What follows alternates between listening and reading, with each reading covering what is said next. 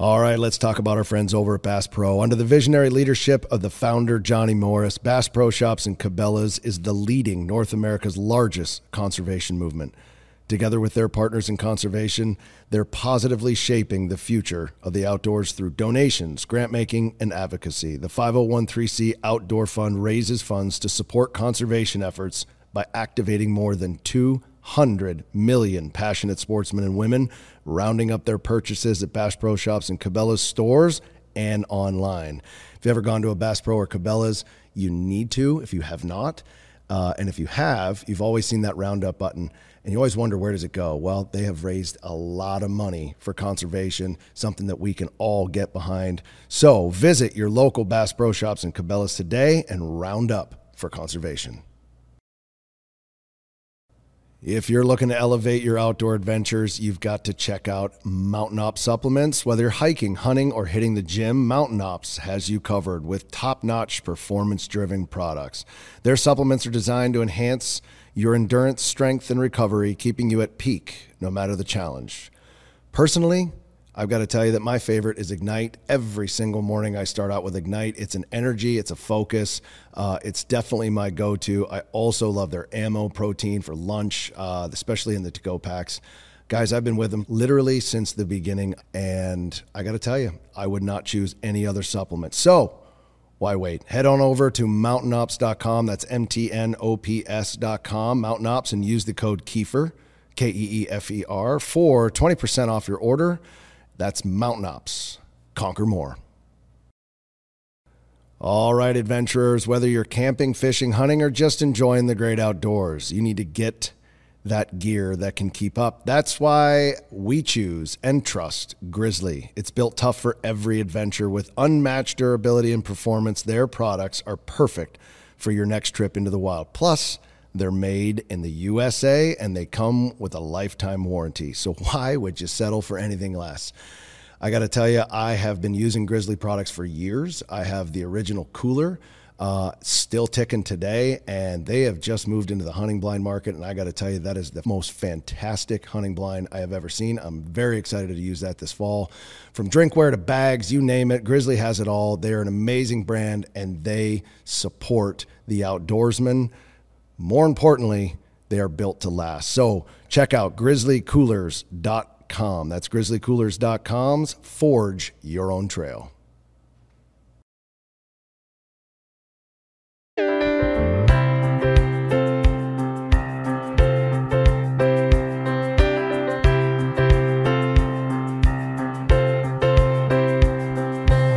Here's to my neighbors and my friends from high school. Here's to the small towns, all American just like you. Here's to my family, to the place I was born and raised. We're living the good life, baby. Is there any other way? Here it is now. Buddy, love Cheers. you. Cheers, man. All right. All right, here we go. Yes, sir. Here's Wow, to you. that's smooth. It is. Ooh. Here's to you. All right, everybody. Welcome to the BeAlive Podcast, where we talk about all things Be Alive. That's basically what it is. And that's a lot. So stay tuned, because we're just getting a rhythm on this thing. This is an exciting week for me. I've got a very, very special guest coming on, Mr. Mike Passaglia. Mike is a man of many, many titles. Most importantly, he is an entrepreneur. He is a mentor of mine and a big brother. So we've known each other for many, many years. We get a chance to turkey hunt together, and we thought, why not? It's time to actually sit down and bring our conversations to the world, because they are something. So, Mr. Mike Passaglia.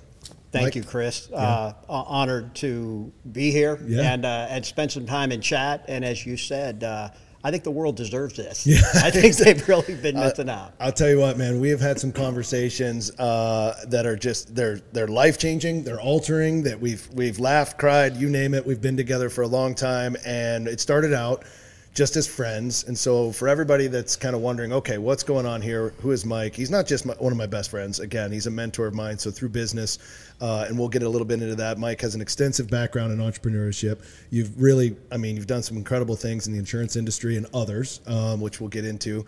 But our common bond is I was a guide and he was the hunter. And we started out together in the woods, and that was back in 2006, if you can believe it. Yeah. Like, Kylie was born in October. I met you in January of that year. I think she was conceived when we met. I think it was. She was born in 1006, and I met you in January. In Reno. Yep. And pretty much that she was there. So that's exactly what happened. Feel like I was a part of that. Not like that. Well, you were a part of it, not that night, though. Of course, no. We'll clarify that. Not that night. But yes, that week is the first time we ever met. And that's a funny story in itself. Like, just the first time we ever met. Because I had just left a ranch that I was working at. I was guiding. And we went into family business, and we had another ranch. We were outfitting at the time. And I was like, the business side of me, I was like spot and stalk through the entire SCI convention looking for people that were getting turned away, maybe because another outfitter was booked. And I saw you and your beautiful wife, Angelica, and you guys walked away, and I kind of appeared. Hello, sir. Yes, you did. You look like you were looking for a whitetail hunt. You popped out like the little hotel travel guy in the commercial. Like, here I am. Here I am. So then I said, come on over. Like, check out the booth. And you guys came over, and we just hit it off right away. We had some fun and just started laughing. And I thought, this is going to be a really fun hunt.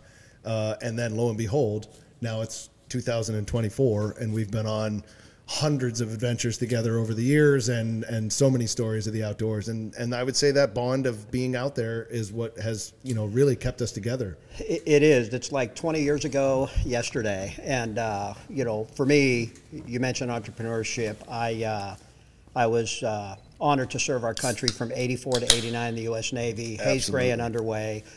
Great experience. So many different countries. Just an honor. And then when it was done, it was time to get out. Yeah. And you think about what you do next. And I actually ended up in the insurance industry more because I needed to make money. And what I found is you end up actually doing what I love, which is serving people. Yeah. You're solving problems for them based on their needs, and you're actually serving, and you're getting paid to do it. And so the ride was great, and it just opened up so many other things. I mean, me being the kid growing up hunting, obviously, as you did, and being the kid who raced the dog to the duck, and having my Little Ducks Unlimited waterfowl identification book, and I'd get to the bird the rare time I beat the dog to the bird, which I think Dad held the dog back. I'd get out there and just soaked, but I'd pick up the bird, and I'd see the rust on the wings, and I'd look at the book, and it's a gadwall, right? Yeah. So you start there, and it's just ingrained in you, and my success in the insurance industry and in some other things opened up additional hunting opportunities. Yep. And I remember that SCI show like it was yesterday with you. Yep. I was looking to hunt a whitetail. Yep. And where I come from out west, we just don't have whitetails. Exactly. And I thought it'd be cool, and I had the means to do it. Yep. And I was on a mission with Ange, and ultimately went to an outfitter that we had heard of. Yep. And the guy was super nice, said, we're booked a couple of years out. I said, well, I want to go this year. Yep. And unbeknownst to me, you were somewhere around there peeking over the top. And so I walked away, and you were right on my shoulder like, hello. Hello, sir. And the rest, as they say, was history. Chris, I can't put into words how proud I am of your success the amazing things you've done, and to be along to observe that ride. And I remember as if it was yesterday when we met. Yeah. There are friends you have, a select few that you could hold in your hand. Mm-hmm. And a couple of them might be from grade school, that you just bond with and you share, you go through life with. Some may be college. You were that instant friend. We could finish each other's sentences. Oh, yeah. It was fun. Brother from another mother. I mean, you picked a cliche. That was it. And it hasn't let up. No, it hasn't. Since, buddy. It hasn't. Well, I appreciate that, man. I think I've learned a lot from you. I think I meant that earlier when I said big brother, because it really is. You know, I'm the oldest of the three brothers, and then I feel like you've been that older brother for me. Is that what you're saying? I'm older than you? You are older than me. Let's be honest. And I get to learn all these things that you did in the 1900s before I did. So I get a chance to learn about that stuff. But no, I think, you know, even when you came on hunts and, you know, I was your guide for a little bit and we had that friendship, I was always asking questions, and you were always, you know, just gracious enough to be that mentor, right? And it was always like, explain to me this industry, tell me about these things. I was always curious, but you know, we would sit in the blind and we would just have these deep conversations about life in general and where we're going to go and all these things. And it really did. It started to help me shape where I wanted to go. And throughout life, there's always those things where you have this disconnect. So, you know, a couple of years, a lot of things were happening. You were in business. You had a lot of stuff going on. We were in a situation in business, all these things. You died. I died. That was I mean, true. that kind of. That threw a bit. I died on your birthday. On my birthday. Yeah. So happy birthday. I died on your birthday. Great. But I came back. That was your present. I'm still pissed you didn't call me, but I'll get over it. Yeah, I think that was exactly right. It was like, boy, I can't believe it didn't call me this year. And I was like, well, I've been dead for 2 weeks. But listen, we live in a world where there are no excuses, my friend. This is true. That's how you succeed. See, that's the mentor in you, giving me everything, and I expect that from you. So, but it was like, you know, you mentioned it earlier, just like friends, you can just pick it right back up, right? So after I did come back to life and started to heal again and all those things, it was like, as soon as we saw each other, it was like we were right back together, and it's been that friendship ever since. And we share some certain things like Napa Valley, a love for wine. You are way better at it than I am. We're going to do a guest pour decisions while you're here because you have to. Honored. And then hunting, right? And it's been crazy, I guess, turkey hunting specifically. Like, you and I have been on this mission. I mean, I'll go to California, you come to Michigan, and we just have so much. It's not even about the bird itself. It's about, like, you and I putting 200 miles on the truck and just talking the whole time, and then eventually we end up, you know, shooting a bird. Well, in all fairness, it's always about the bird with you because you always find a way to get me one. Now, when you came to California, it was definitely not about the bird. I'm still over. I'm still over in California. They got these walnut walkers out there that I have yet to figure out. But here in Michigan, we got these Easterns, and we've got them down pat. So it's been fun. How about South Dakota too? Oh my goodness! I mean, if we've had pictures of that, there's some great pictures of South Dakota. We filled a rental car in one, like, just full, chock full, and the birds I think are down in the state now because after that hunt. I mean, that was Jason, Casey, myself. That was an incredible adventure we went on in South Dakota. Yeah. And that was a place you had a connection on, and it was like, yeah, we're going, and we had never killed those kind of birds before, and now lo and behold we did. So amazing time. Going back to the turkey hunt for just a second, back when we first met, I want to tell everybody a brief story. We had this, I looked different, like a lot different, right? So a little, yeah. So I was rolling around about 240, 245 at that point. You were very shapely. I was very shapely, yes. And at the time, you know, I had a goatee. And I was very resemblant at the time of Mr. Jack Black. That's what you always said. Was you were Nacho Libre. Everything was Nacho Libre. Oh, yeah. Oh, yeah. Nacho. Absolutely. Mm-hmm. So Nacho Libre, Mike was just calling me Nacho. Like, I think. And the movie was popular. It was. I mean, going back 20 years. It was. It's going back 20 years. We had Nacho Libre, and Mike just is calling me Nacho now, like just all the time. But look. If you really think Jack Black and you think back to then, you can see it. School of Rock. You don't even have to start doing him, and then it makes it worse. Yeah, like it's totally him. There's the Nacho. These are my stretchy pads.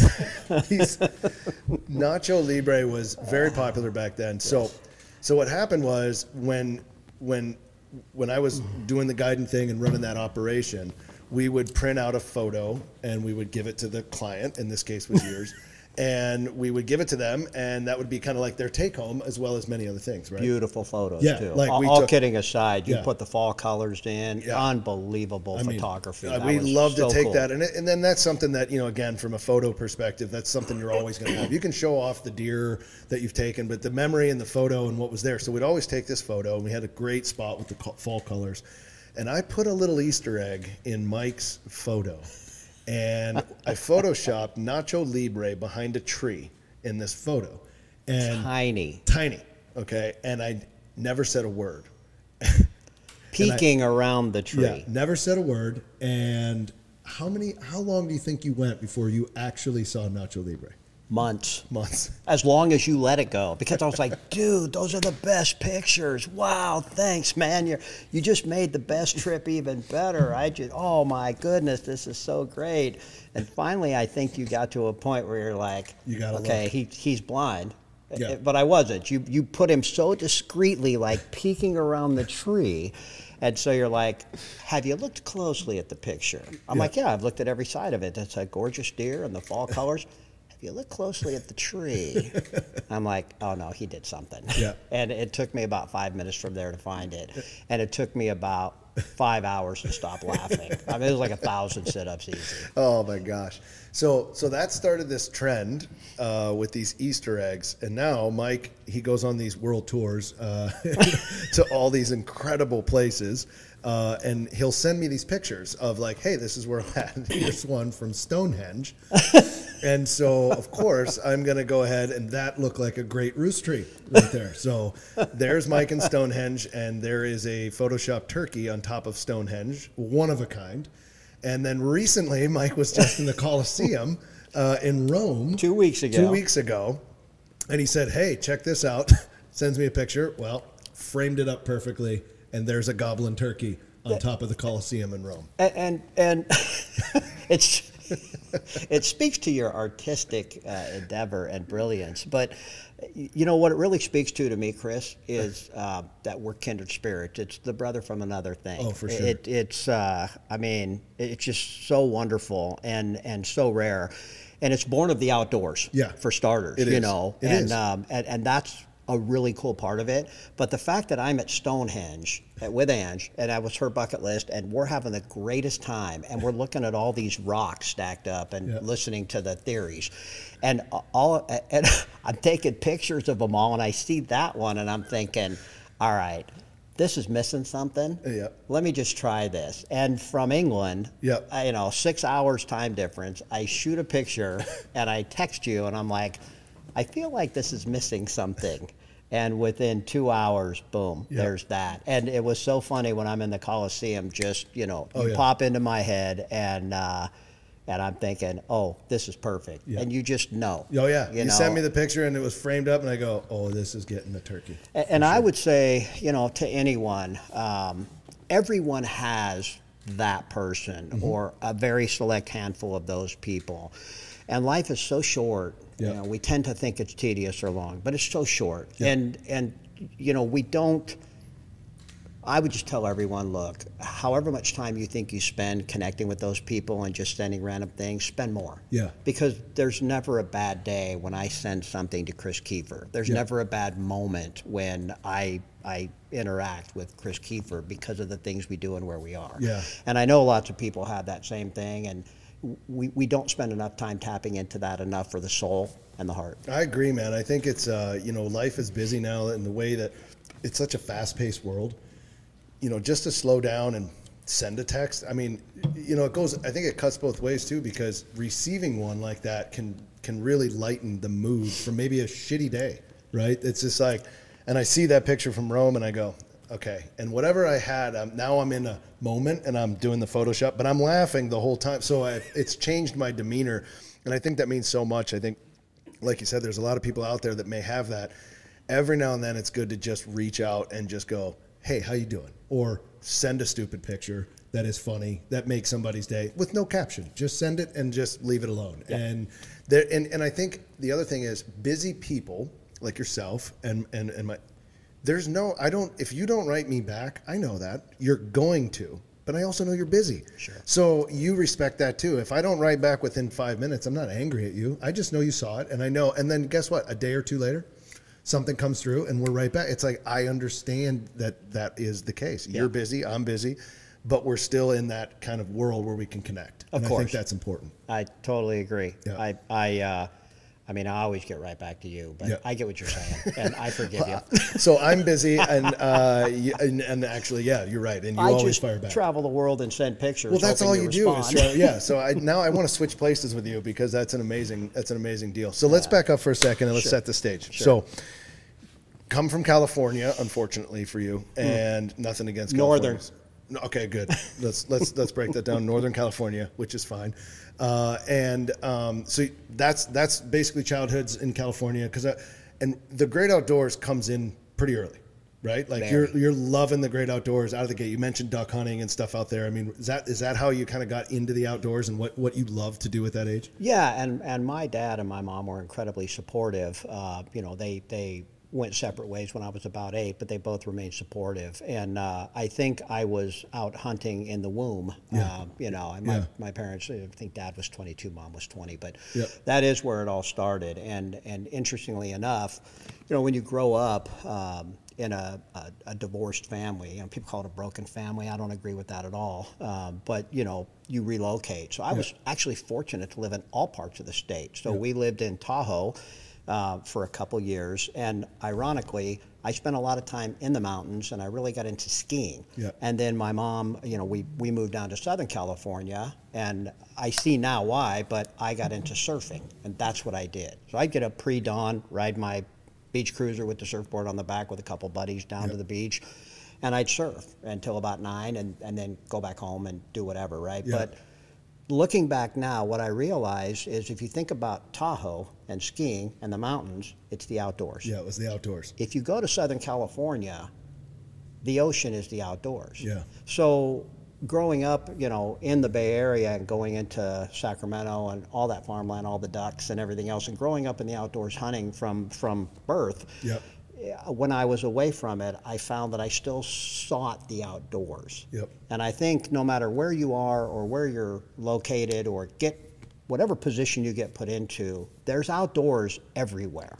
And you can always find them if it's in your heart or if it's in your soul. Yeah, I think the outdoors is really the great unifier. It's one of those things that we can all agree somehow is going to attract us to do something fun, right? Like I just think whether it's surfing, skiing, all the things, and there's a lot of BeAlive moments that happen, and it's basically in the outdoors because it's a place that we can rely on. It's a place that we can go and just forget about things. And as a kid, I assume having all that around you, you're just kind of drawn in a direction, right? And then it stays with you the rest of your life. Yeah, I think with many things, if you're introduced to them, they either become a passion or an afterthought, right? And so for me, hunting, the outdoors was the passion. And I eventually, when I was old enough, went back.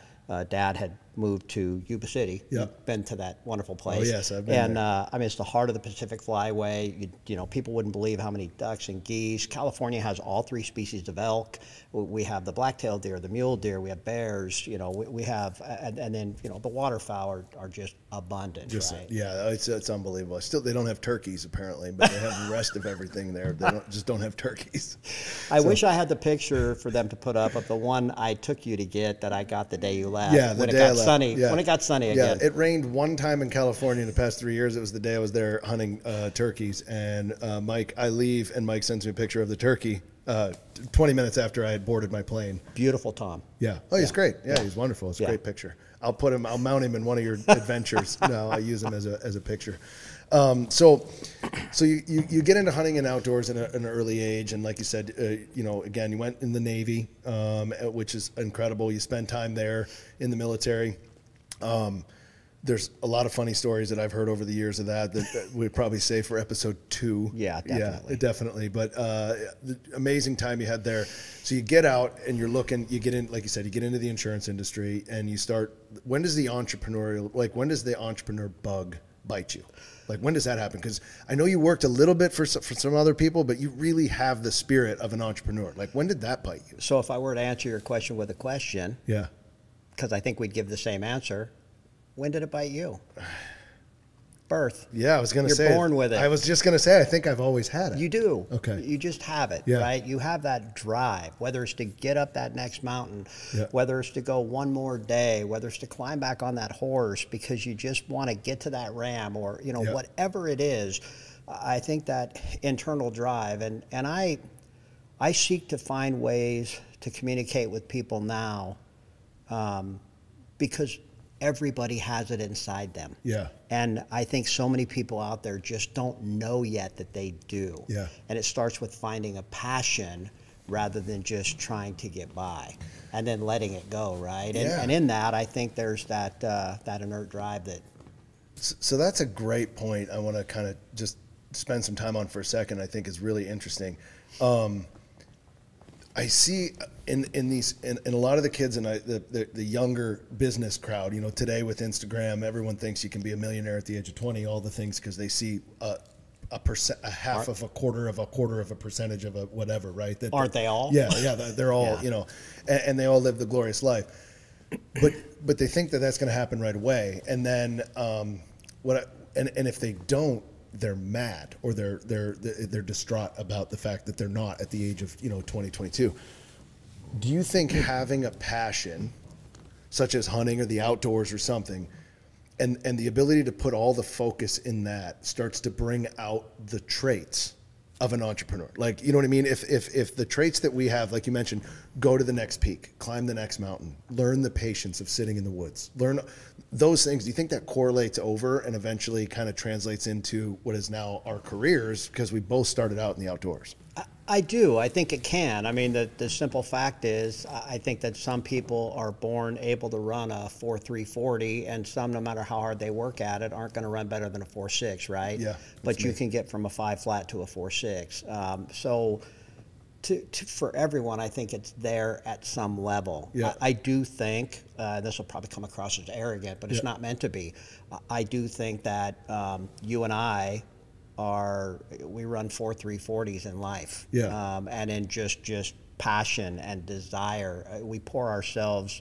It's what I see in you that I like so much and like to be around and feed off of. Yeah. It's just that endless drive and that I'll find a way and let's go and always thinking of the next thing and bringing so many others along. Yeah. It's just cool. Yeah, that's a fun part. And to be clear, I run probably about a 7.40, 7.2 maybe, because I got a metal leg. I don't run at all anymore, so that's fine. Yeah, yeah. Remember I died once. I have a metal leg. Yeah, I do. I remember. I thought you had a peg leg on that hunt after you were brought back, and a peeper, as I recall. Well, I had the big peeper. You had the eye. Yeah. So my eye, I fractured my orbital bone, and Mike, in all Not of his funny, gracious, but funny. in all of his graciousness, would say, "Hey, can you do the big peeper to me?"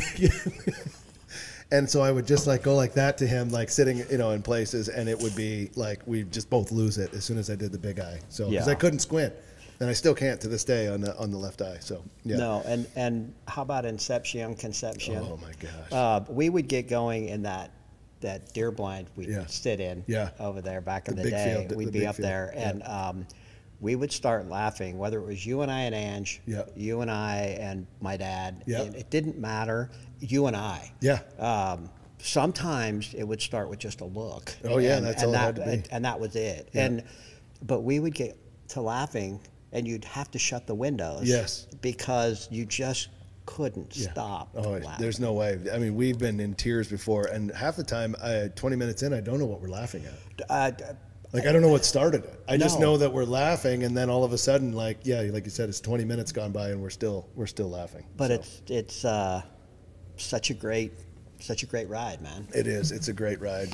So backing up to what you talked about, I agree. I think it's amazing for the outdoors, and from an early age, I think there is kind of this entrepreneurial bug that's implanted in you, and I think it's okay to find out. I get a lot of questions like, when is it okay? Like, when do you find out you have it, and when do you know you don't? And I guess the answer that I always think about is like, it's okay if you find out you don't, right? Like, some people think they do, and they don't realize what it really takes. Like, and then once they do it, it's okay to be like, it's just not what I'm cut out for, because it does take that extra drive, that extra over the mountain, that extra, when everyone leaves at 5, it's 9 before you leave. It's the things that are unseen, I think, is what maybe sets apart a successful entrepreneur. It is. I completely agree with that. And you pay your dues. When I came into the industry, I worked for an organization. Yep. I was told where to be, what to do, how to do it, where to go. Right. Yep. I found the fun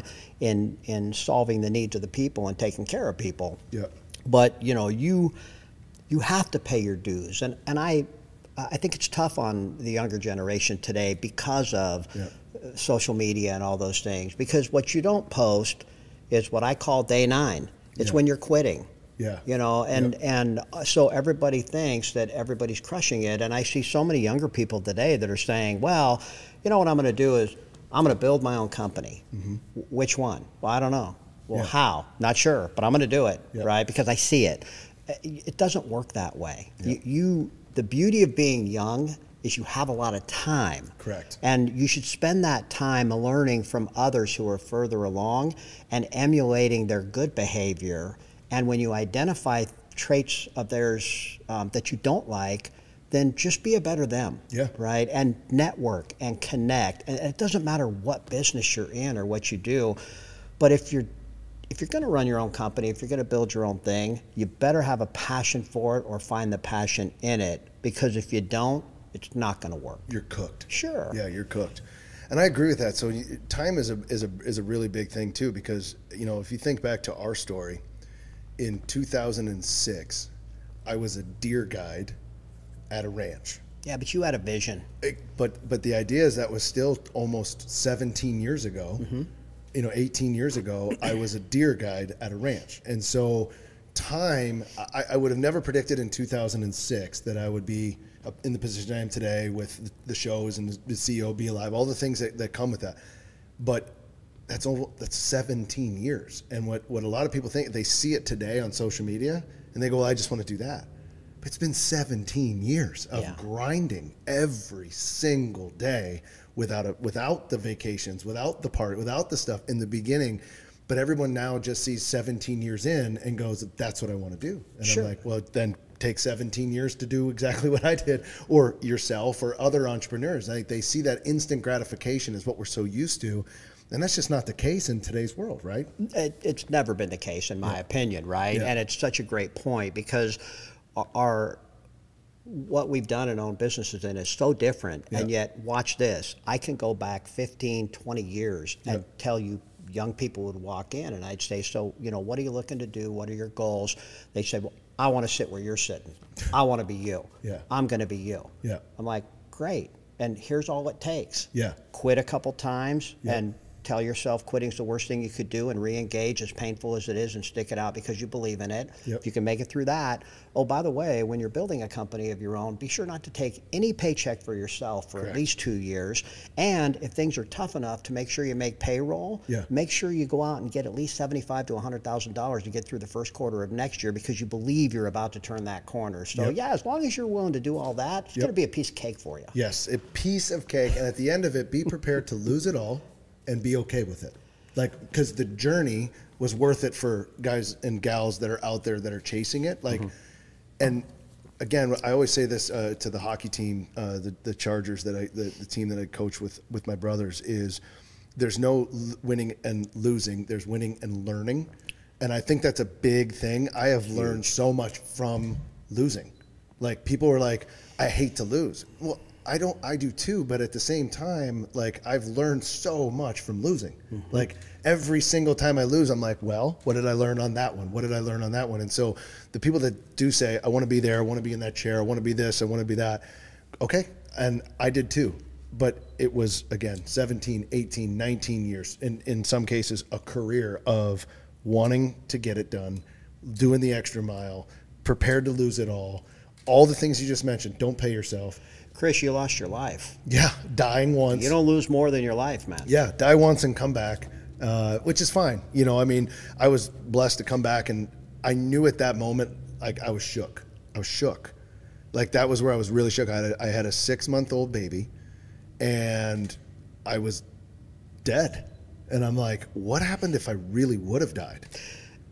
Like, I'd left that 6-month-old baby, and I was doing these things. I was not living that life. I was like, I didn't prepare for any of this. And that's when I was like, done, time to be alive. Well, think about this, though. And you know, I look at it from an outsider's point of view, loving you to death. You did die. Yeah, and through death, you had an amazing awakening. Yeah. And however that went, I do believe in divine intervention. Oh, yeah. I like to say that I've driven the car my whole life, right? Yeah. And the funny thing is, if I look back, I've been in the back seat the whole time. Yeah. And at this point in life, I relish it. Yeah. You know, I want to go back and say something about the younger folks and about people that say, I want to be you and things like that. Yeah. Here's one thing I do know. From where I came from, and you know, we always lived life and enjoyed life, but we really didn't have much, Yep. anything at all. But you Yep. just don't know when, you know, you have what you have and that's it. So it doesn't matter how little it is. You still find joy in everything. But to be able to do what I've done financially and in the industry, I know this for a fact. If I can do it, knowing how I did it, anyone can. Yeah. And so when people come to me, what I pour myself into most for them is I really try and impress upon them, look at, if I did it, so can you. Yes. But there's no shortcut. Yeah, exactly. And that's the mistake people make. Is Such a good point. They want the shortcut, and it's not there. It is such a good point. It goes back to that instant gratification world of something happens, it's on social media, I see somebody that's already successful, and I want it. There is absolutely zero shortcut. No. During those times when I was down and obviously had died and trying to figure that out, back to your awakening, there was a moment, and I very rarely share the story, if ever. I've never shared it on here, but there was a moment where I had a golf cart, and as you know, I drove around that golf cart like Van Wilder. I had the V-dub sticker on the front, and I was like, you know, I had the horn, You and I rocked was it. like, yeah, it was Van Wilder, right? So I was like Nacho Libre trying to be Van Wilder, which was a whole dichotomy that did not work. I think they're going to be in a movie together, actually. The two of them together. Called I Was a Golf Cart Driver. Yeah, exactly. Yeah, it's a perfect title. So I was on the ranch, and looking back now, I can say without a shadow of a doubt, I was an asshole at that time. I was trying to figure myself out, but I was also dealing with a lot of stuff. I mean, I just had 11 surgeries. I was dealing with a ton of different stuff from medications and whatever, and I just had lost myself completely. And there was a time where I took the golf cart and I was out on the ranch and I got high centered and I couldn't get off. Well, I couldn't move my leg and I couldn't get off. Well, there was a radio, and I had a radio, and I was calling on the radio. And you know, my wife, my brother, all the guys, they all had radios, but they actually took the time to be like, just let him sit there. Like, we need a reprieve. And there was such a perspective moment for me, and I think it's shaped me since, to take perspective as something to look into. I looked at the perspective and said, okay, I can either be the guy that sits here that people want a reprieve from and let me sit in the middle of the woods. I sat there for 4.5 hours. Or I'm surprised they didn't leave you longer back then. oh, back then it was getting dark. That's the only reason they came for me. And they knew that they were about to deal with a wrath at that point. Or I can change everything about my perspective and who I am and what I'm doing, and those people would have came on the first time that I asked them to help me. And I think it was like one of those introspective moments that I was like, wow, I got a lot to learn. And from there, the positive perspective, and I think you're this way, and this is something I admire in you, everything has a positive perspective. Like, I look at it in, okay, this is the worst thing that's happened. The flight's canceled. Let's go to the bar and wait for the next flight. What are we going to do? Positive perspective. Like, when my life shifted to a positive perspective, I think that everything started to take off. And you can easily get caught in the negativity. Oh. Easily get caught in the negative perspective. More today than ever. Yeah. With everything out there. Yeah. And, oh my gosh, yeah. You think about, I learned from the service, from the Navy, obviously, hurry up and wait, Yeah. right? So you get some of that. And then my old buddy from Tennessee said, Michael, when you're going somewhere and you get there, well, there you are, right? And so, you know, when these adversity moments happen, you just take these little pieces and you put them in you. I want to, this is why, to me, we're such kindred spirits, because you talk about that scenario, and really you were honest, you were humble. You said I was an asshole, and I made 100%. It miserable for everybody around me. Yeah. I sold the company I most recently built from 2011 to 2018. I sold it in 2018. Yep. I sold it to level up. I knew I had taken it as far as I could, but I knew the company I was selling it to excelled in other markets that could serve the consumer base that the distribution I had working with me was already servicing, right? So do more for the clients you currently have. So everybody wins. And of course, Ange and I had a little bit of a nest egg from that as well. So there's that relief factor as well, right? But I sold to get bigger and compete at a higher level, not to get out. And what I didn't realize is when you own your company, you tell everyone what to do, call the shots. You have the vision, and it makes sense, and you're winning. You're getting there. When you sell your company, you're not that guy anymore. And the hardest transition, and it took me a couple years, and I would apologize to the people that had to deal with me, because I could see what we needed to do and how to do it and how to take all these, you know what I'm talking about. I could take this and this and this and these resources, and man, we're going to, I can do so much for so many and dominate, right? I'm like, guys, come on, you know, and just, I mean, I was just a raging a-hole for, I didn't see it, the problem was them.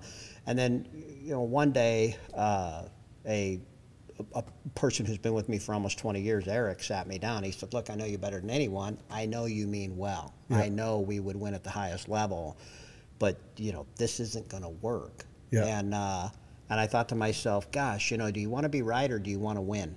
And the moment I realized that there's a trade-off for everything. Okay, so when I sell that company, sure, I get some things and I can level up, but I also give up control. And the moment that happened, I think that was my 4.5 hours high-centered in a golf cart, and they came and got me. And now it's been wonderful for the past 4 years, 5 years. It's fun. It's just a blast, right? And you reconnect with that servant mentality. It becomes, how can I help you? Because most of these guys are 44, 45, right? The CEO's 50, so I'm 59, and so at the end of the day, you take on that servant mentality of, how can I help you guys accomplish what you're envisioning, and not tell them what they're doing wrong. But it's that same exact thing. A bit of a diatribe, but it's the same exact thing. But it's the journey, right? Like and I think the ability to open your eyes and realize that's happening, and it takes the good people around you, in my opinion. It's the self-realization. It's a hard thing to deal with. Pain. Full. Yes. But there's so much pleasure on the back end. It really is. And I think once you have that mentality, and I started to see things shift. I started to, see things happen business-wise, all the things that were happening. And then the hard part is staying in that same perspective, because business is on roller coasters. It goes up, it goes down, and you bring it up before. It's like you have to be prepared not to pay yourself, not to do the things. And what people don't see behind the scenes is that, especially when we had at that time such a forward-facing business. Like, we were on television. Immediately, everyone goes, "You're on television, right? Gosh, these guys are millionaires." I wish I was. I wish I was. Right? I'd have farms all over the planet.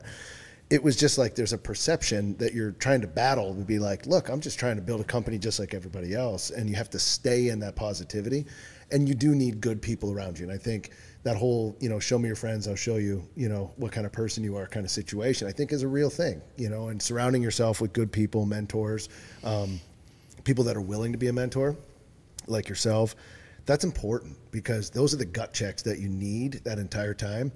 And I recently had a kid, I call him a kid, he's in his 30s now, but a kid reach out to me and say, "Hey, I have some questions for you." And I was like, wow, when did I become the mentor at that point? But when did I get old? Yeah, but it was also very humbling to say, like, okay, like, that's very cool. And I'm here because I knew I couldn't get through it without certain advice that you've given me over the years, and others, but mostly, you sitting in a deer blind laughing, and then how we ended up somehow I took away from that, and then, here we are today. Well, and that's a great point. You think about the people that come to you and say, well, I want to be you, versus the ones that come to you and say, I have questions. Right? And of course, we're all drawn to the ones who have questions, because they're the ones that are going to eventually put in the work. They're gleaning knowledge because they want to evolve into what you've become. And I would say, what's hardwired in you, I remember you as the deer guide. And But you took me through the whole operation. You showed me how you managed the herd and all the effort you put into it, and you had amazing passion for that. And then when you talked about when you guys got into the television aspect of it, and you talked about it, and just the knowledge and the passion for that, and then the production side of it, and now BeAlive. You know, it doesn't matter what you've done. I've watched you do for almost 20 years now, or basically 20 years now. Yeah. You approach that mountain with the same drive, desire, and commitment, no matter what country it's in, what mountain it is, how high or low it is, whether it's sandy or shale, it's irrelevant. You go at it with that way, and I think that's a huge attribute to your success. I really do. Well, I appreciate that, man. It takes a team. It takes the right, people, learning, openness, willingness, everything. Someone once told me that everything up until 40 is practice. I told you that. I think it was you. No, it wasn't me. No, it wasn't you. Everything up until 40 was practice. And it was really interesting in my career that I did a lot up until 40.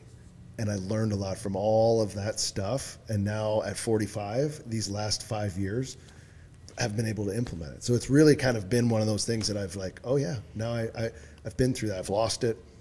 I've done it. I've done that. I've been burned. I've been smoked. I've been on the top. I've been on the bottom. I've been, and so when you do that, it's like, try everything. That's what I encourage all these kids that I talk to today. If you're coming out of high school and you're going, try everything. But focus and commit. Correct. To each thing you pick. 100%. That's the difference. Don't get paralysis by overanalysis, and don't dip your toe into 7 pools. Exactly. Try it, but that's such a great point. When you're doing it, put 100% focus on that thing. Right? Absolutely. And you talk about, this is, I apologize in advance. You lost your life. That's loss, right? Life is so precious, and it's such a joy. And but having lost so much of what we did was dependent on homeowners. And so when the mortgage market crashed in 08 and 09, and then you talk about getting burned and having a seedy business partner go through what I feel was a midlife crisis, and I feel sorry for him. But these types of things happen, and you don't think, you can't see that coming. No. That one, it blindsides you. Yep. And the greatest, because we lost everything. Mm-hmm. But Ange and I, when we lost everything, we never lost each other. Mm-hmm. We never lost our home, which is our foundation. And most importantly, we never lost our sense of humor. For sure. And we always were able to find the joy.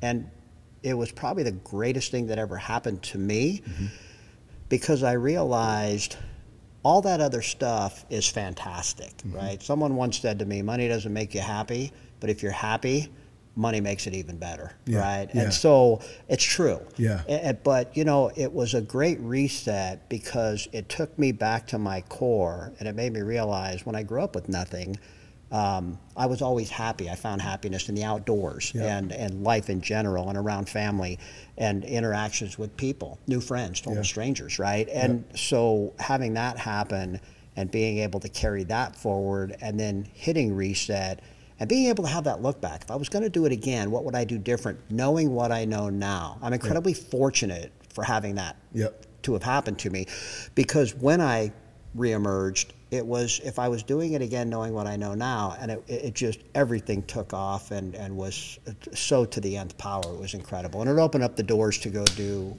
all the hunts and everything else that, oh my gosh. No, and seeing you rebuild that, it was inspiring, and seeing you come in and again, it was like at the same time in my life, I was trying to figure out that same thing. How am I going to build this? You were doing it.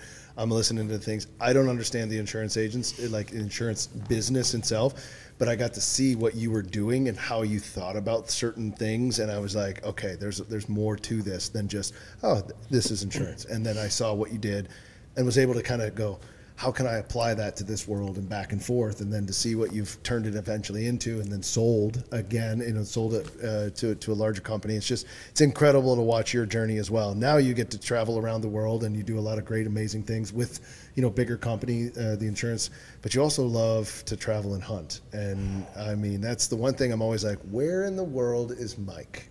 Where in the world is Mike? So, Apparently sending the Coliseum picture for a turkey to be put on. Exactly. Usually you're the first to know where I'm at. I'm the first to know where if you're at. If it's a good roost spot. Yeah, only if there's a good roost spot involved with it. But yeah, man, you have, and I want to touch on it, and I appreciate you spending some time with me on the business side, because I think it's important. I think it's super important.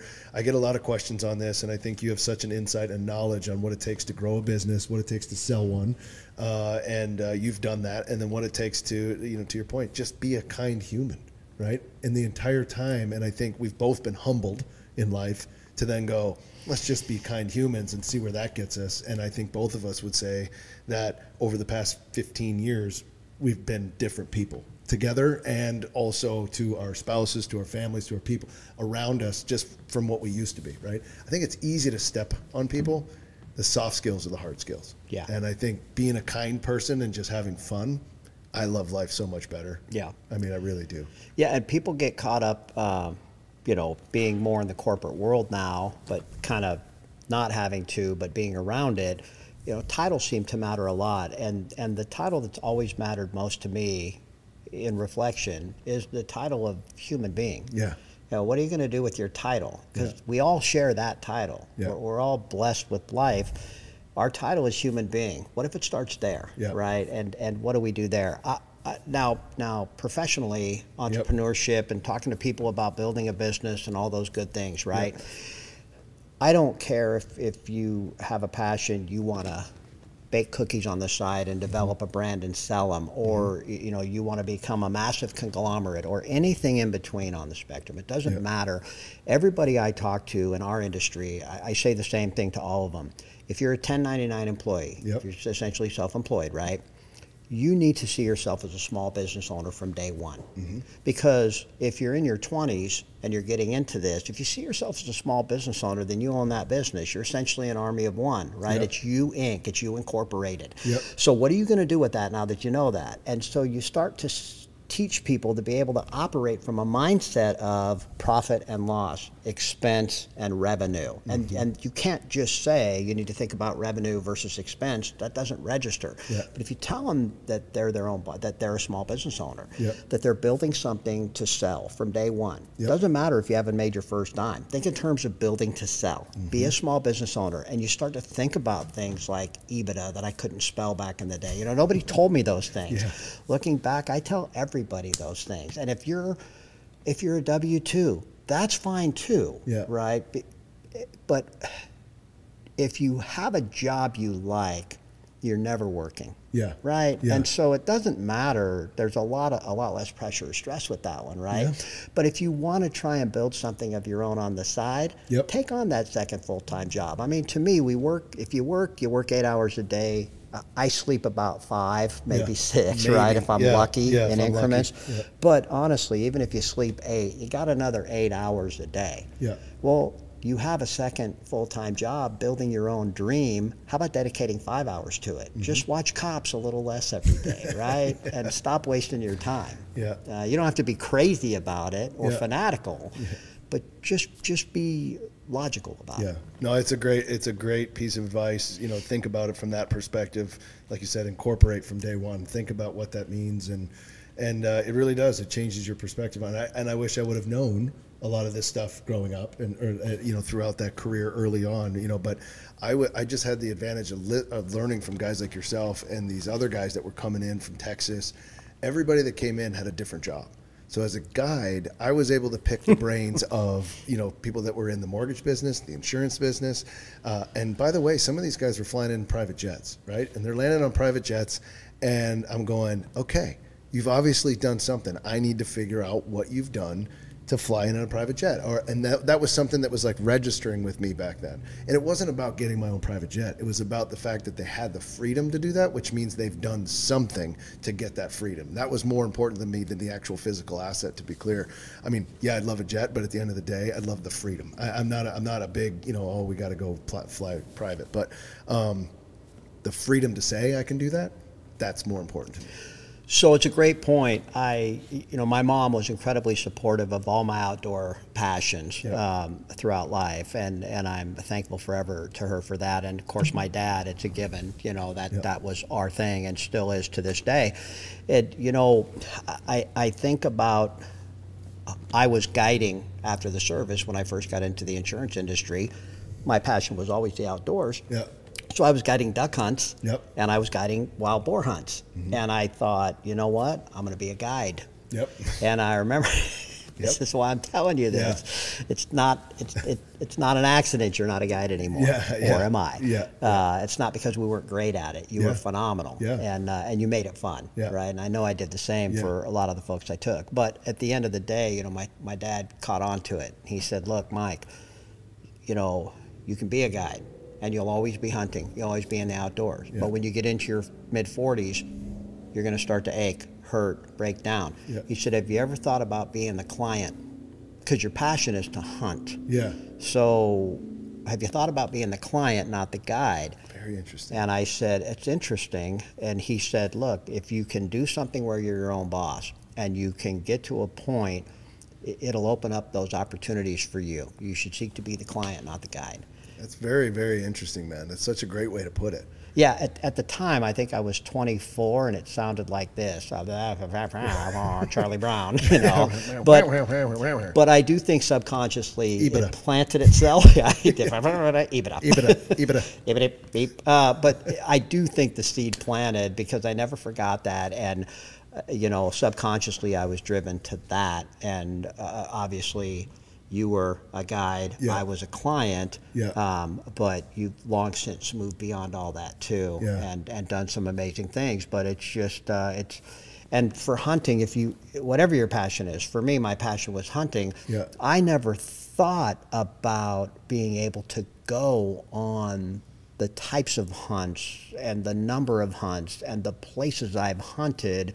And what they've done to me mentally, physically, emotionally, professionally, experience-wise, I never dreamt that big. Yeah. But through being my own boss and continuing to stay the course and hard work, all of a sudden you start to check. You start to hit these levels. Yep. I got a new car. I got a new house. I tell everyone, look, write it down. Don't worry about it. Okay? It's not greed, and you're not selfish. In fact, if you have people around you telling you that, shut them down because they're afraid of your success because they're afraid to take their steps. So if you succeed, they should have, right? Yep. If you fail, it validates their inability to take that step. I agree. And so you should succeed because maybe you encourage them to take that step, right? So get those things you think matter, those materialistic things out of the way, and then what's opened up to you are all of these other things, and there you go. Yep. Yeah, no, that's incredible, and you've been able to take it to a whole new level.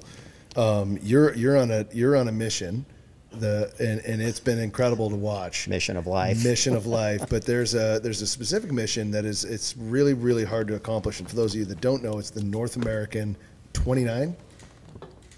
It is the North American 29. Is Busch beer okay if I open one more? Would they be okay? Yeah, no, Busch Light is absolute. Busch lattes here are encouraged. Yes, I appreciate that. Cheers. Cheers, buddy. Cheers to the North American 29. The North American 29. So let's give our listeners a little bit of background here on the North American 29. This is something you've been working on for a very long time. But did you set out to do it, or did you realize at some point, you know what, I've had all these adventures. I'm getting close now, and you're real close right now. You're within one or two? Yeah, I think there's 3 more. 3 more. Mm-hmm. So you have 3 more, and give everybody an insight of the North American 29 and what it takes to do that. Yeah, and if I may, I wasn't in pursuit of it. I had no idea what it even was. I technically, I guess, being in the great continent of North America my entire life, growing up with black-tailed deer at 12 years old as a starter in Northern California, I guess I've been in pursuit of the North American 29 unbeknownst to me all my life, right? Yeah. Being an outdoorsman or a hunter, conservationist. And really what got me was Transamerica, as an insurance company, their CEO invited me on a fishing trip, and it was up to I was up in Manitoba. It was a fly-in fishing trip. Yeah. It was incredible. Yeah. I bought a magazine on the way home coming back from Canada, and it was, I don't even remember what magazine it was, but on the cover was a stone ram, a stone sheep. Oh, a stone sheep. Yeah. And this thing with that white and the charcoal and the golden horns, it just looked at me from the shelf. And it said, Robert Goulet. it said, come get me. Yeah. Come see where I live. Yeah. It spoke to me. Yeah. And I didn't know what it was. I had no idea. But it just kept looking at me. And so I went to SCI and I went and found out what a stone sheep was, booked a stone sheep hunt, and I found out there's something called the Grand Slam. But the stone sheep hunt, the first one I went on, I actually didn't get a ram. I got a mountain goat, I got a Great Canadian moose, but I did not get a ram, and it ended in heartbreak. I quit on day 9. I speak to groups now, and I talk about what's called day 9. It's the day you quit. I had the guide take a picture of me because I wanted to see what I looked like when I truly quit. Oh, wow. I'd never quit anything, so I wanted to know what my face looked like. Now, for 9 days, I rode horses 2, 3, 4 hours a day. You know what that's like. Yeah.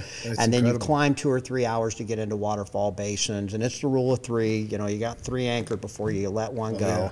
And you get there and there's nothing. Beautiful views, amazing. It was frozen 5 minutes ago. You know, it's awesome. But you know, at the end, I was duct taping not my heels from blisters, but the sides of my feet, which I had never had to do. Yeah, they're like camelbacks. Those giant blisters. Yeah. Great tip, by the way, if you're a hunter and you sheep hunt. When you take that water bottle, just take duct tape and wrap it around the water bottle because you're going to want to travel light, and you don't want bandages or gauze or any of that. It comes right off, but that duct tape is fantastic, right? And so I was done, and it was interesting because that night I laid in my sleeping bag, and I thought to myself, you know, when I wake up tomorrow, I wake up a quitter or not.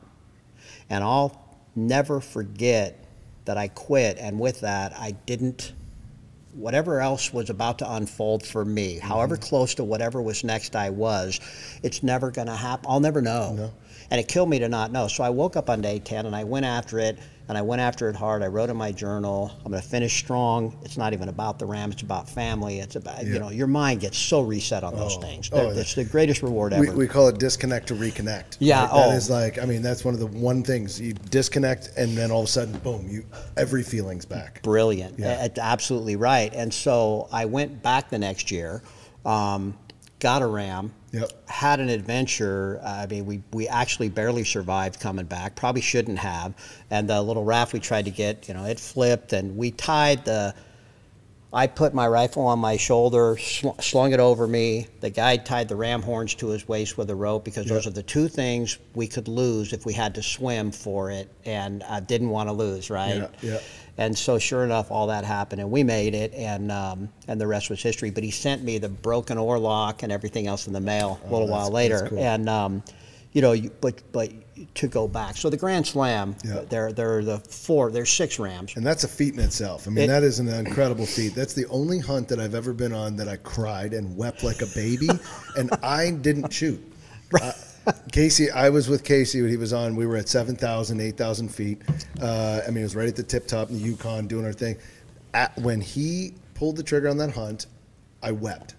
I wept. I really did. I mean, like, it was an amazing moment of just sitting there weeping. I had so much respect for the animal. I had so much respect for the terrain. And at the same time, I had just been on probably the hardest thing I've ever done in my life. And I did it. I surpassed what I thought I could do. You can prepare physically, and you do for those hunts. You have to. Hardcore. But you can never prepare mentally because man plans and God laughs, right? And nature's going to do what she's going to do, and you're there for a short time, and she doesn't care. And it's all so intimidating and huge and overwhelming, but it's so much a part of how incredible life is. And so, you know, it helps. It has helped me mentally understanding that for flight delays or, you know, things we get caught up in professionally or personally. It's like, really? I mean, come on, you know, it's going to move through, and it's not as bad as it seems, and you'll figure it out. But you know, the Grand Slam of North American Sheep was cool because you have the Dall, the Stone, the Rocky Mountain, and the desert, and it takes you down into the Sonoran Desert of Mexico, where it's could be 100 degrees, right? It's mountainous. It takes you for the Dall sheep to Alaska, or the Canadian Yukon, the Alaskan Yukon. For the Stone, right, northern BC. For the Rocky Mountain, numerous places, but each one's a little bit different, and each place is a little bit different, and each experience is quite a bit different. So the Grand Slam was something I wanted to accomplish after I got into ram hunting. And then it was just about going on hunts that I like, whether they be New Zealand, been, right, or caribou, things like that you love. For me, someone said randomly, and I'll finally get around to answering your question. Someone said randomly to me, well, you must be close to the North American 29. And I said, 29 what? And they said, the North American 29. I said, I'm not a box checker. I do things that appeal to me, and then I have a great experience, and whatever happens. Like the animal lures you there, but it's never the end-all, be-all of the experience. It's the experience itself once you're there. And so for me, the North American 29, I looked at it, and sure enough, I had a lot of them, and I thought, what an amazing continent we live on. From the high Arctic, where it's minus 60, and how those people live up there, and their culture and tradition, and how amazing they are. They're incredible. All the way through our great United States of America, and then down into the southern Sonoran Desert, and how hot it is there. That's North America. And these 29 animals represent from the highest of North America to the southernmost part of North America, and everything in between. They represent cultures, the people you interact with, the terrain, the environment, the climate. And I thought to myself, having been able to hunt in Europe and Australia and New Zealand and Africa and different places, right here, our continent, in my humble opinion, is by far and away the best I think it's amazing. For wildlife and for game and for the cultures you interact with from top to bottom. And so I decided when I was that close, I'd like to finish it. And for all of us that have attention span issues, I'd like to write a compilation of short stories about it, right? And I actually call it Accidental Quest, Amazing Pursuits. There you go. And just one lucky kid's experience in pursuing the North American 29 without even knowing you had to. And so each one is going to each animal touches on, where was it? Like for the black-tailed deer, you can do it right outside of Napa. So bring your wife. Do some wine tasting. And then have an incredible black-tailed which I'm in favor of. Yeah, obviously. Of course. So it's really, whether it's about the people there, the challenge of the hunt, both physically or mentally or both, political ramifications, misrepresentations around some of these animals, things like the polar bear. It's just so misrepresented. There's plenty of them. There's so many of them, and they're managed so incredibly well up there. Was that Nunavut that you were in Nunavut? Yeah, it was in Coral Harbor in Nunavut, and they have a native biologist with a master's in biology from the lower provinces, but they also have a biologist with a master's in biology from the lower province that's up there as well. They study the animals, they look at the food source, they do understand the ice can, it doesn't stay frozen as long, but it's not some dramatic thing. And the seal and all of their food sources are doing fine. So they allot tags every year for these people. And in that community of 900, they allotted 44 polar bear tags the year I was there. Wow. Because that's what it takes to continue to manage that species correctly and not let them get overpopulated. And there's so many more left after that happens. I can only imagine. And it's got to help the community up there. I mean, just in that community, the dollar that's coming in, the resources, what everybody's spending. I mean, that's all part of it. And it's got to put a jolt into the Nunavut community. They are the most awesome people. Yeah, incredible. I've been fortunate to go there 4 different times for different things and at different times of the year. And some are more favorable than others depending on how much clothing you have to wear. Exactly. But ultimately, when I harvested my polar bear, just a amazing animal. He was on a walrus kill on the beach. And the escape for him, if he was going to do one of two things. We got out of the wind. It was amazing to see his giant head swing around from a mile and a half away. Because he could semi-wind us with it quartering off our shoulder. So we got inland, And we're going along, and the Arctic is, the rocks is the shoreline, but there's enough fold to crouch and go. And once we had the wind in our favor, he could care less. He was back on his walrus kill and right on the shore. And so we got close. We knew we were close. Yeah.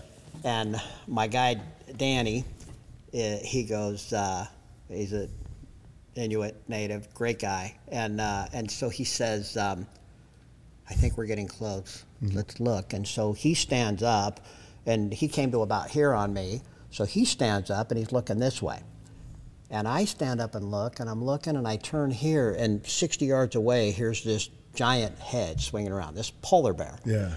And I'm like, right there, and he goes, wow, go get him. He's the one.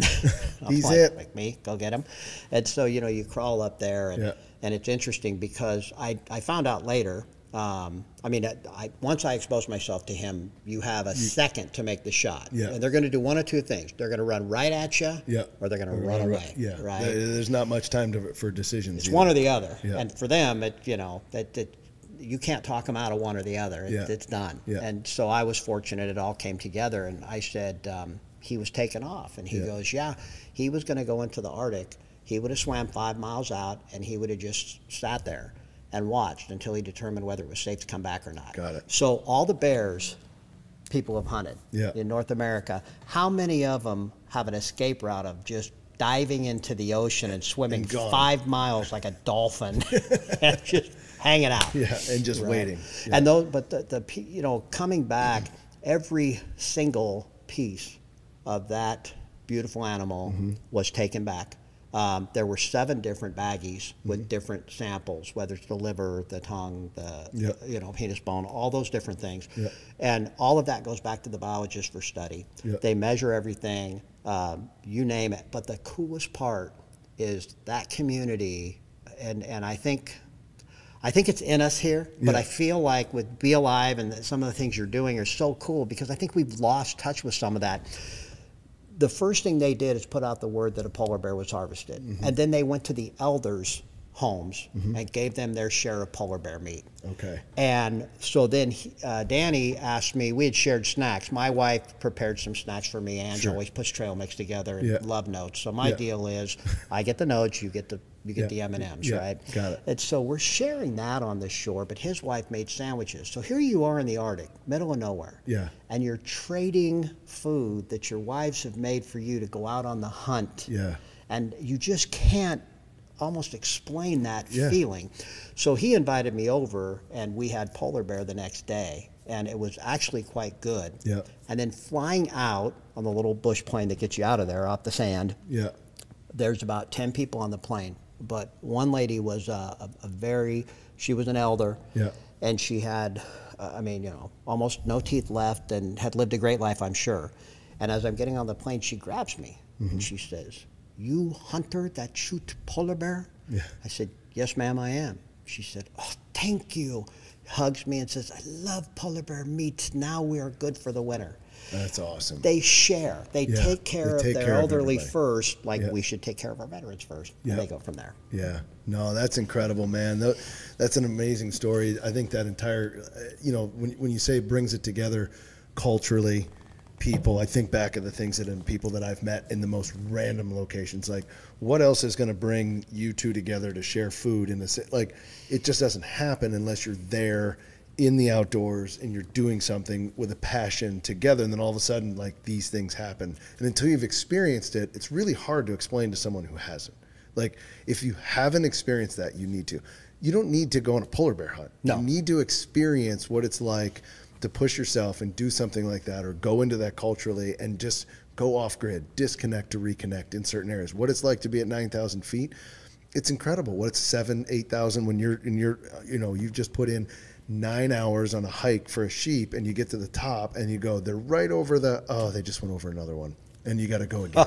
Like, that's the war, and you got to sleep on the mountain, and then you don't know what's going to happen. Is it going to snow tonight? You have no idea.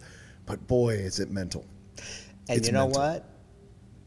You always end up knowing you can do it. Yeah. Because you did it. You did it. Exactly. Yeah, it's incredible, man.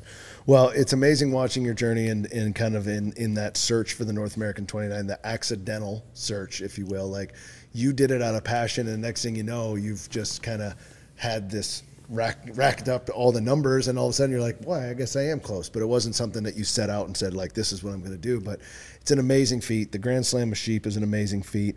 I know as we kind of think forward on what's going on, I know obviously with BeAlive, there's a passion that I have. You have a passion as well, and you mentioned it just a second ago, which is the veterans.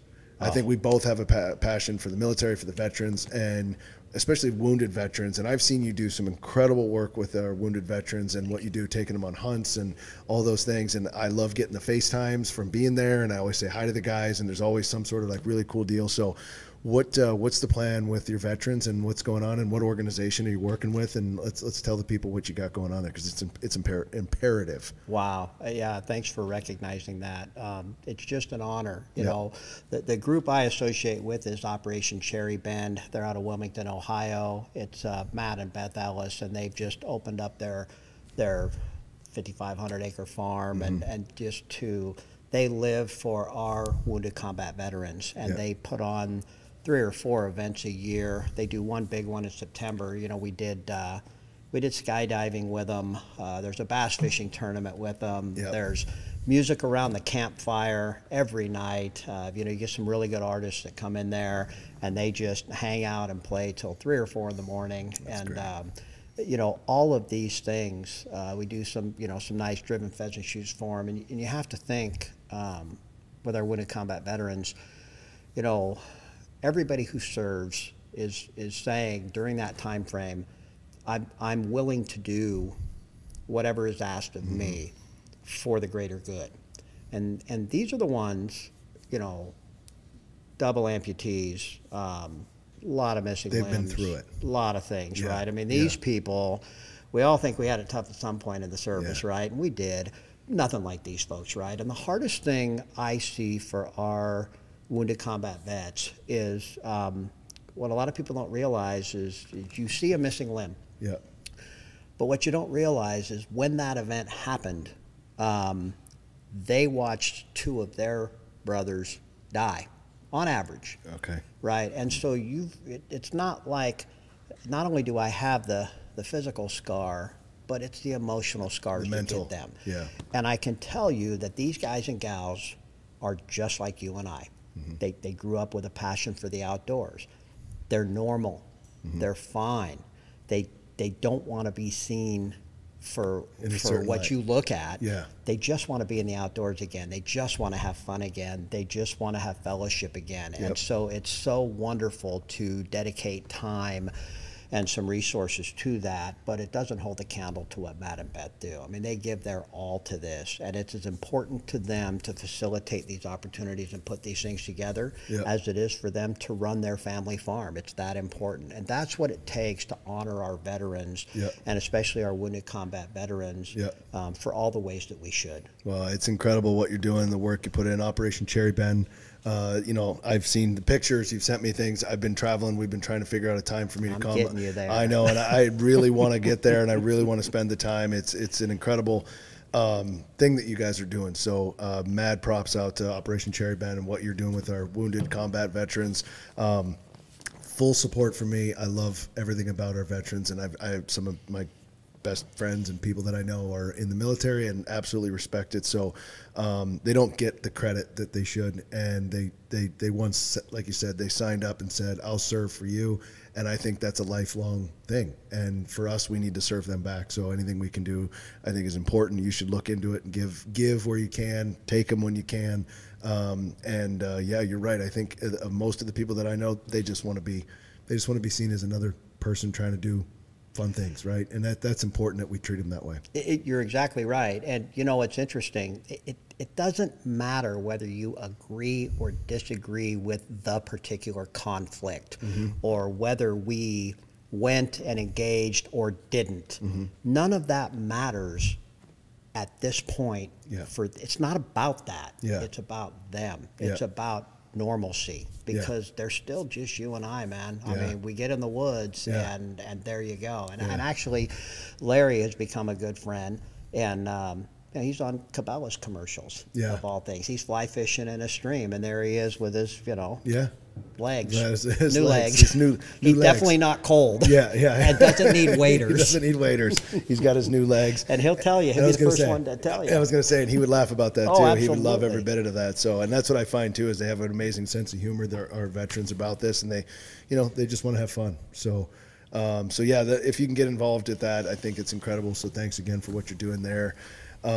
Man, we've covered a lot in when you and I could sit and talk for hours, which we're gonna do. So we've got a turkey hunt that we're gonna go do, and we'll keep you posted on what happens there. But Nacho Libre, we have had some fun together, man. Is there anything else you wanted to cover while we got you here? Is there anything else you wanted, any other stories you wanted to go through or talk about? Did we start yet? I know. I don't even know how long it's been, but I guarantee. How long has it been, guys? 1:17. An hour and 17 minutes. We sat there and had a conversation, and it felt like it was about 15 minutes. Yeah, so. My gosh, man, all the fun I've had with you, all the memories, all the future ones, our wives, Napa, Florida, the things we're blessed to have and to do. And, I would just say this, when you told me about BeAlive, the BeAlive, and what you were doing, it really put a lot of things into focus for me, because everything all of us do is about being alive. Yes. We're alive today. Yeah. We have no guarantee that that'll be the case tomorrow. Yep. We are guaranteed that there'll be a day where we're not anymore. Mm-hmm. And it's such a blessing. Why? I mean, you don't run around like a goofball, right? Yeah. But why not make the most of it and just enjoy the ride every day and realize you don't really control as many things you think you do. I totally agree, man. BeAlive to me is an energy. It's palpable. You can feel it when you're alive.